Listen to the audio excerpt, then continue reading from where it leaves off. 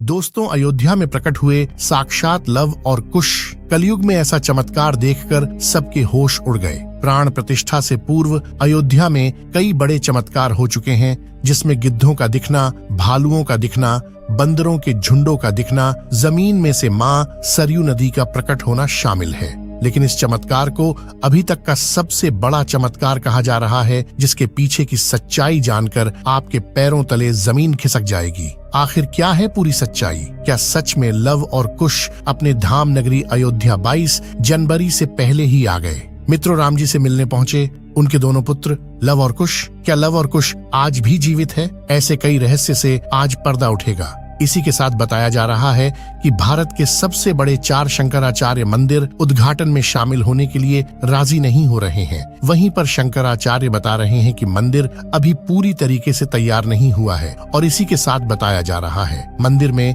भारत का सबसे बड़ा लंगाड़ा पहुंच चुका है और वही गुजरात के बड़ोदरा से 108 फीट लंबी अगरबत्ती भी पहुंच चुकी है, जिसका वजन 3500 किलोग्राम है। उसी के साथ राम भक्तों ने 21 कुंटल का घंटा भी मंदिर में पहुंचा दिया है। वही मंदिर के यज्ञ के लिए राजस्थान से 650 किलो देसी गाय का घी भी मंदिर में पहुंच गया है। वहीं पर नेपाल की जनकपुरी से अयोध्या के लिए एक साथ 500 से ज्यादा टोकरी में उपहार बांधकर जनकपुरवासी अयोध्या ला रहे हैं। वही आपने देखा होगा, राम भक्त अपने प्रभु श्री राम के लिए कोई सोने का तीर कमान भेज रहा है, तो कोई खड़ाऊ, तो कोई वस्त्र भेज रहे हैं। आज की इसी वीडियो में शुरुआत करने से पहले अगर आप एक सच्चे सनातनी हिंदू हैं और राम मंदिर बनने से बेहद खुश है, तो इस वीडियो को लाइक करें और कमेंट बॉक्स में जय श्री राम जरूर लिखें। अयोध्या में राम मंदिर की प्राण प्रतिष्ठा की तैयारी जोर शोर से चल रही है। 22 जनवरी 2024 को रामलला को गर्भगृह में स्थापित किया जाएगा। हर राम भक्त को इस दिन का लंबे समय से इंतजार था। अयोध्या में 22 जनवरी से लेकर 25 मार्च तक कई खास कार्यक्रमों का आयोजन किया जाएगा।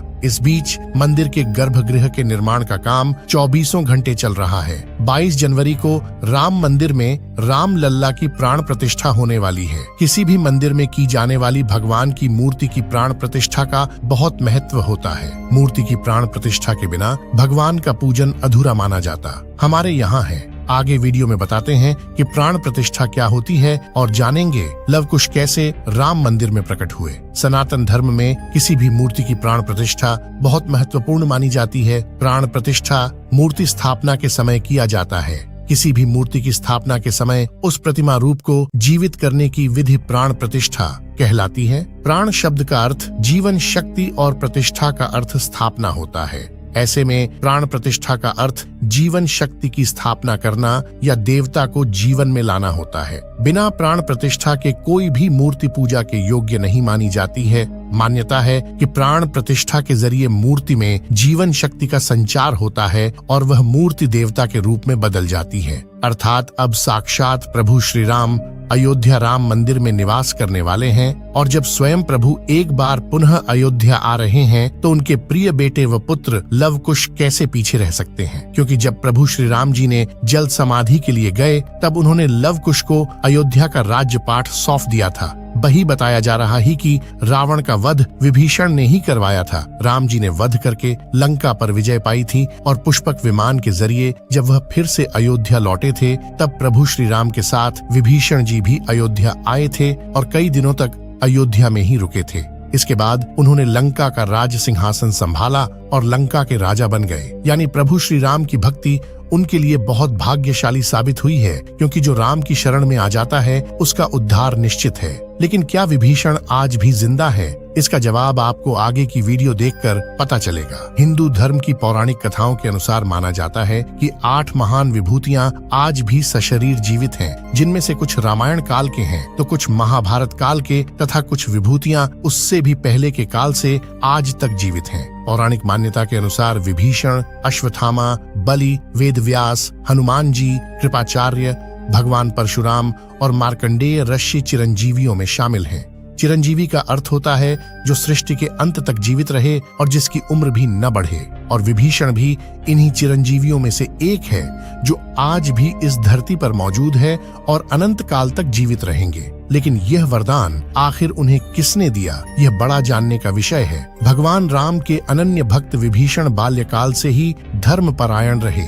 वह अपने बड़े भाई रावण के धर्म विरुद्ध कार्यों का विरोध भी करते थे। उन्होंने लंका युद्ध में भी धर्म का पालन करते हुए भगवान राम का साथ दिया। इसलिए प्रभु श्री राम ने उन्हें सृष्टि के अंत तक अजर अमर रहने का वरदान दिया। जब कलयुग का अंत होगा उस समय भगवान विष्णु एक बार फिर से अवतार लेंगे जिसका नाम कल्कि होगा। तब ये 8 चिरंजीवी भगवान कल्कि का साथ देंगे और फिर से सतयुग की स्थापना करेंगे। इसका मतलब यही निकलता है कि विभीषण आज भी जीवित है। लेकिन आखिर प्राण प्रतिष्ठा से पहले उन्हें राम मंदिर में उन्हें कब और कैसे देखा गया? आगे वीडियो में जो घटना हम आपको बताने वाले उसे सुनकर आपके होश उड़ जाएंगे। ये घटना 11 जनवरी रात्रि 12 बजे की रोजाना की तरह सभी मजदूर राम मंदिर के गर्भगृह का कार्य करके अपने तंबू में विश्राम कर रहे थे। तभी मजदूरों को मंदिर के अंदर से प्रभु श्री राम के नाम जाप की ध्वनि सुनाई दी। अभी किसी भी अन्य व्यक्ति को रात्रि के समय राम मंदिर में घुसने की अभी अनुमति नहीं है। तब उन्हें ऐसा लगा कि शायद किसी आसपास के मंदिर द्वारा उन्हें ध्वनि सुनाई दे रही होगी, तो सभी मजदूर रात्रि में वापस सो गए। लेकिन सुभाष नाम के एक मजदूर को लगातार यह बात खटक रही थी। उसे वह आवाज राम मंदिर से ही आती प्रतीत हो रही थी, तो उसके मन में जानने की उत्सुकता हुई। आखिर इतनी रात्रि को राम मंदिर के अंदर राम नाम का जाप कौन कर रहा है? उसने अपने साथियों को उठाना चाहा, लेकिन सभी गहरी नींद में थे। तब सुभाष अकेले ही राम मंदिर परिसर में पहुंचा। वे काफी महीनों से राम मंदिर के निर्माण कार्य का हिस्सा था। उसे राम मंदिर का एक एक दरवाजा, एक एक कोना अच्छी तरह से पता था। जब उसने राम मंदिर के गर्भगृह में झांक कर देखा तो वहां पर एक बहुत ही दिव्य पुरुष जिनके अंदर से काफी तेज प्रकट हो रहा था। वे अपने हाथों में माला लिए राम नाम का जाप कर रहे थे। ऐसा लग रहा था मानो वे काफी दिव्य पुरुष हो और किसी पौराणिक समय से आए हों। उनके बैठने का तरीका और उनका अंदाज राजाओं की तरह मालूम पड़ रहा था। सुभाष यह नजारा देखकर दंग रह गया। इसके बाद सुरेश अपने साथी मजदूरों के पास गया और उन्हें यह सारी सच्चाई बताई। और जब सब मिलकर राम मंदिर गर्भगृह तक पहुंचे तो सभी के होश उड़ गए, क्योंकि वह दिव्य व्यक्ति वहां से गायब हो चुके थे। क्योंकि रात्रि का समय चल रहा था तो सभी लोग सुभाष की बातों को भ्रम समझ रहे थे और कोई भी उसकी बात को मानने को तैयार नहीं था। लेकिन सुभाष जानता था उसने जो देखा है वह बहुत बड़ा चमत्कार है। लेकिन उसके मन में एक ही सवाल था कि रात्रि 12 बजे राम मंदिर में राम नाम का जाप करते हैं वह दिव्य पुरुष आखिर थे कौन? क्योंकि आज के समय में किसी भी पुरुष के अंदर इतना तेज नहीं हो सकता। उनका संबंध पौराणिक काल से ही हो सकता है। और अगर रामायण काल की बात करें तो 2 ही शख्सियत हैं जिनके होने का दावा आज भी कलयुग में कहा जाता है। पहले हैं हनुमान जी और दूसरे हैं विभीषण। तो पूरी संभावना यही है कि सुभाष ने राम मंदिर में रात्रि के समय जिस महापुरुष को देखा था वह राजा विभीषण हो सकते हैं, क्योंकि वह आज भी धरती पर जीवित है और 8 चिरंजीवियों में से एक है। ऐसे दिव्य मौके पर राम मंदिर में कई चमत्कार लगातार हो रहे हैं, जहां कहीं दिव्य शक्तियां भी राम भगवान के स्वागत के लिए अयोध्या आ पहुंची है। राम मंदिर के उद्घाटन की तैयारी अब अंतिम चरण में है। इस बीच एक ओर जहां श्री राम जन्मभूमि तीर्थ क्षेत्र ट्रस्ट लगातार तैयारी की जानकारी साझा कर रहा है, वहीं राम मंदिर के इस महायज्ञ में देश का हर राम भक्त अपनी आहुति अर्पित कर रहा है। आने वाली 22 तारीख के मौके पर कई संत महात्मा और जिन भक्तों ने राम मंदिर के लिए संघर्ष किया वो सभी अयोध्या पहुंचेंगे। न केवल 22 जनवरी को बल्कि 12 जनवरी से ही मेहमानों का अयोध्या जाने का सिलसिला शुरू हो जाएगा। रामनगरी में 11,000 से ज्यादा वीआईपी मेहमानों के स्वागत की तैयारी की जा रही है। एक समय था जब यहीं अयोध्या में रामलला टेंट में विराजमान थे। आज पक्का घर सिर्फ रामलला को ही नहीं बल्कि पक्का घर देश के 4 करोड़ गरीबों को भी मिला है। रामायण के समय में अयोध्या को स्वर्ग कहा जाता था। देवता इस स्वर्णिम नगरी कहते थे क्योंकि यह नगर चारों तरफ से हर प्रकार की सुविधा से युक्त था। लेकिन जब मुगल आक्रांताओं ने भारत पर आक्रमण किया तो पूरे अयोध्या नगर को उजाड़ कर रख दिया। मंदिर के ध्वस्त होने के बाद कई सालों तक यह भूमि वीरान रही और किसी भी हिंदू सनातनी को इस क्षेत्र में आने की अनुमति तक नहीं थी। लेकिन पुनः प्रभु श्री राम जी की कृपा हुई। यहाँ श्री राम का भव्य मंदिर बनने के बाद यहाँ आने वाले लोगों की संख्या में बहुत बड़ी वृद्धि होगी। इसे ध्यान में रखते हुए सरकार ने अयोध्या में हजारों करोड़ रुपये के विकास कार्य किया है। राम मंदिर की प्राण प्रतिष्ठा से पहले प्रधानमंत्री मोदी ने अयोध्या में अलग अलग विकास कार्यों का उद्घाटन किया और महर्षि वाल्मीकि इंटरनेशनल एयरपोर्ट अयोध्या धाम भी लोगों को तोहफे में दिया। इस एयरपोर्ट को पूरी तरह से भगवान राम से जोड़ा गया है, जिसकी दीवारों पर भी आपको श्री राम से जुड़ी सजावट देखने को मिलेगी। इस एयरपोर्ट लिए आप सभी को हर हर महादेव के अंदर घुसते ही हमेशा लगता है कि हम फिर से रामायण काल में आ गए हो। इस एयरपोर्ट के अंदर घुसते ही हमेशा लगता है हम फिर से रामायण काल में आ गए हो। आपको बता दें कि इस एयरपोर्ट को 20 महीने के रिकॉर्ड समय में तैयार किया गया है। उत्तर प्रदेश सरकार की ओर से अयोध्या एयरपोर्ट के लिए 821 एकड़ भूमि मुहैया कराई गई थी। 14 साल का वनवास पूरा करके और रावण का वध करके जब भगवान श्री राम पुनः अयोध्या पहुंचे थे तो अयोध्या के घर घर में दिवाली मनाई गई थी। हर घर में दीपक प्रज्वलित किए गए थे। तो जब अब पुनः प्रभु श्री राम अपने धाम को लौटने वाले हैं तो हम 140 करोड़ देशवासी आखिर कैसे पीछे रह सकते हैं। अयोध्या में विवादित स्थल पर 500 साल बाद प्रभु श्री राम के मंदिर निर्माण और श्री राम लल्ला की स्थापना के जश्न में 22 जनवरी को सिर्फ देश ही नहीं बल्कि पूरी दुनिया दिवाली की रोशनी से जगमग होगी। अयोध्या से पीएम मोदी ने देश के सभी 140 करोड़ लोगों से 22 जनवरी के दिन अपने घरों को श्री राम ज्योति नामक दीपक की रोशनी से अपने घरों को जगमग करने का आह्वान किया है। प्रधानमंत्री ने लोगों से हाथ जोड़कर यह प्रार्थना की है कि सभी देशवासी प्रभु श्री राम लल्ला की अयोध्या वापसी के जश्न में अपने अपने घरों को दिए से जगमग कर दें। यानी पूरे देश में इस बार 22 जनवरी को ऊर्जा, आशा, आकांक्षा और उम्मीद व जोश से भरपूर एक नई दिवाली देखने को मिलेगी। ये दिवाली सिर्फ देश ही नहीं बल्कि दुनिया के उन तमाम देशों में भी मनाई जाएगी जहां भारतीय लोग बसे हैं। इसी बीच अब राम मंदिर प्राण प्रतिष्ठा से पहले राम लल्ला के भक्तों के लिए एक और बड़ी खुशखबरी है। दरअसल अब राम लल्ला के गर्भगृह का मुख्य द्वार सोने से बनाया गया है, जो मंदिर के मुख्य द्वार के तौर पर स्थापित कर दिया गया है। राम मंदिर में सोने के दरवाजे की कुछ खासियत भी है। बता दें कि राम लल्ला के गर्भगृह में लगाए गए सोने के दरवाजे पर खूबसूरत नक्काशी की गई है। मंदिर के भूतल पर ऐसे 14 दरवाजे लगने वाले हैं। लेकिन दोस्तों, जब हम राम मंदिर को बनता हुआ देखते हैं तो हमें बड़ा गर्व होता है कि हम राम मंदिर को अपनी आंखों से बनता हुआ देख रहे हैं। हमें उस स्थान पर राम मंदिर के अंदर जाने का मौका भी मिलने वाला है।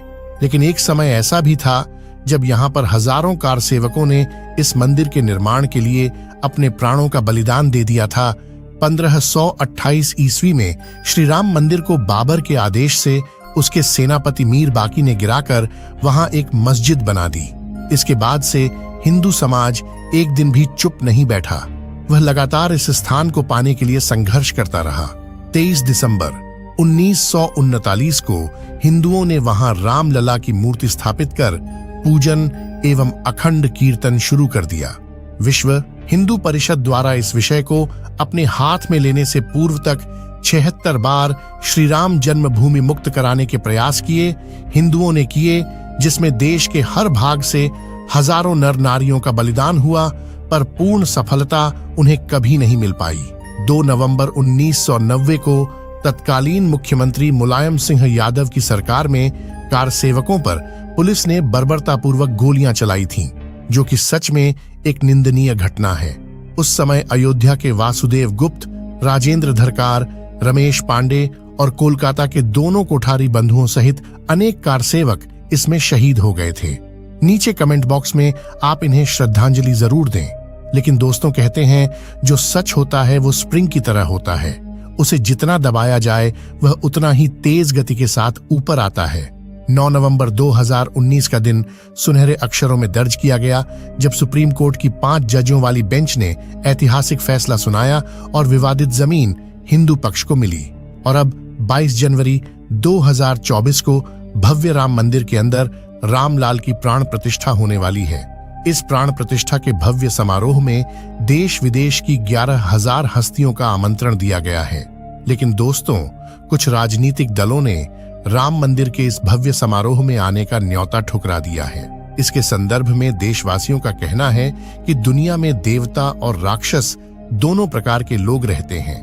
देवता मंदिर में प्रवेश कर सकते हैं, लेकिन राक्षस मंदिर के अंदर नहीं जाते। जो राजनीतिक दल मंदिर के प्राण प्रतिष्ठा में आने से मना कर रहे हैं, उन्हें इन्हें राक्षसों के साथ जोड़कर देखना गलत नहीं होगा। जल्द ही राम मंदिर आम जनता के लिए भी खोल दिया जाएगा। राम मंदिर की भव्यता, लोगों के मन में राम मंदिर को लेकर के उत्साह और साथ ही साथ अयोध्या शहर का विस्तार उन सभी बलिदानों की आत्मा को शांति प्रदान करेगा और देश के प्रगति में भी जरूर सहयोग करेगा। हम दोस्तों आशा करते हैं कि आज की वीडियो के माध्यम से आप राम मंदिर को और उसके इतिहास को करीब से जान पाए होंगे। सभी हमेशा करते। आज की वीडियो आपको पसंद आई होगी। लाइक जरूर करें और कमेंट बॉक्स में सभी कार सेवकों के बलिदान के प्रति आप श्रद्धांजलि जरूर दें। साथ ही साथ कमेंट बॉक्स में कुछ सेकुलर हिंदुओं के लिए अपनी राय जरूर रखें, जिन्होंने राम मंदिर प्राण प्रतिष्ठा समारोह में आने का न्योता ठुकरा दिया है। आज की जानकारी अगर आपको पसंद आई है तो वीडियो लाइक करें और चैनल को सब्सक्राइब कर लो। हमारी तरफ से आप सभी को जय श्री राम।